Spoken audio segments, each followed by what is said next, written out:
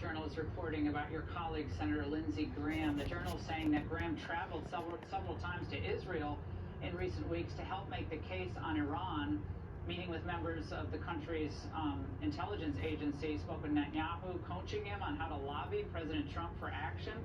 Graham said that Netanyahu showed the president intel that persuaded President Trump to go ahead. Senator, I know you all talk to foreign leaders, and that happens routinely, but speaking to a foreign leader on the precipice of war and seeming to be lobbying or being an intermediary, which this seems to indicate, is that the right way to go? Well, listen, Lindsey is passionate about defending America, and he is on the road a lot. He's talking to world leaders all over the world. There are times when I agree with Lindsey, there are times when I don't. But when it comes to what the about threat, this? Well, what about this? I mean, this is something of a totally different level, is it not? No, actually, when it comes to the threat Iran poses, Lindsey agrees they pose a major threat to America, and I agree they pose a major threat to America. Look, Lindsey and I disagreed on the Iraq War. He thought the Iraq War was a good idea. I thought the Iraq War was a mistake.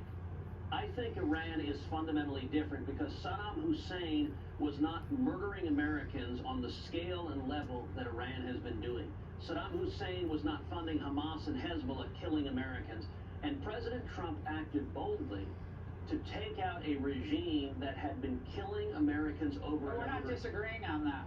Yeah. I'm not disagreeing with that. Our point is working with Netanyahu so closely to lobby President Trump, acting as an intermediary for a foreign country. Is that appropriate? That was my simple question. I'm not trying to be difficult here, but that's slightly unusual, is it not? I agree with you on the other points.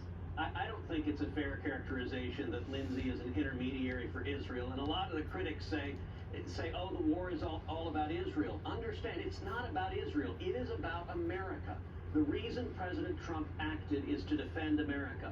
There's a reason the Ayatollah referred to Israel as the little Satan, and America is the great Satan.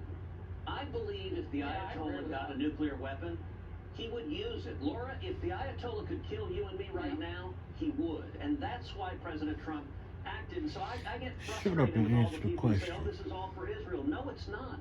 This is for America. This is Donald Trump being the commander-in-chief of the United States of America and protecting us. And you started your monologue by saying this was not going to be a portrayal